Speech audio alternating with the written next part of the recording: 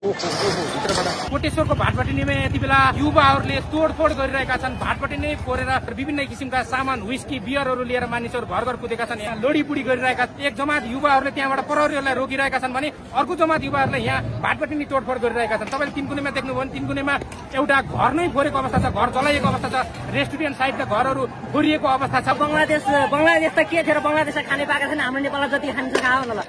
ए फलफुल आएको फलफुल ल्याएर खाइदियो केटा हो। मलाई यो घटना देख्दा नि एकदमै डर लागेको छ। भयानक क्रियाकलापहरू देखाइरहेका छन्। दर्शकवृन्द, हामी तपाईँलाई देखाउँछौँ, अन्तिमसम्म हेर्नु होला।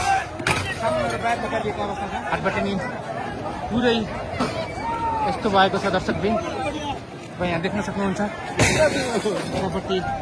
तोडफोड गरिएको छ भाटपटिनी भने पुरै।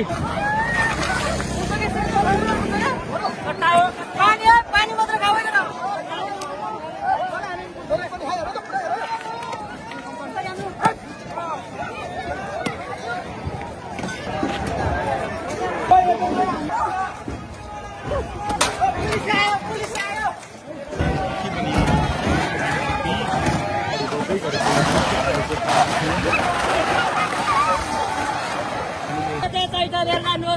फ्रीमा यो दुर्गा प्रसादले गरेको नेतृत्व म तर मात्रै होइन।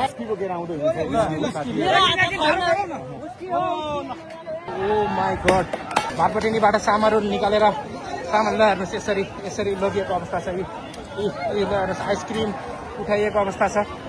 तपाईँ यहाँ देख्न सक्नुहुन्छ। यहाँ धेरै मान्छेहरूले लगिसकेको अवस्था छ। यहाँबाट जे चाहिन्छ साँच्चीकै यसले देखाउँछ। मानिसहरू यहाँ यसरी हेर्दाखेरि गाडीहरू फुटाएको अवस्था छ, यसरी भाग भएको छ। तपाईँ देख्न सक्नुहुन्छ। ओ माई गॉड, ल हाम्रै प्रधानमन्त्री, हाम्रै सबै हाम्रो देशका नागरिकले हाम्रै देश आन्दोलन गरे। के भइरहेको छ आज यो आइसक्रिम पाउनु भयो तपाईँले?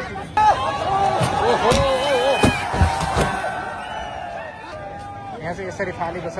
यो निकै नै राम्रो कुरा होइन दर्शकवृन्द। देशमा मानिसहरूलाई खोसाखोस भएको छ। यहाँ तपाईँ देख्न सक्नुहुन्छ।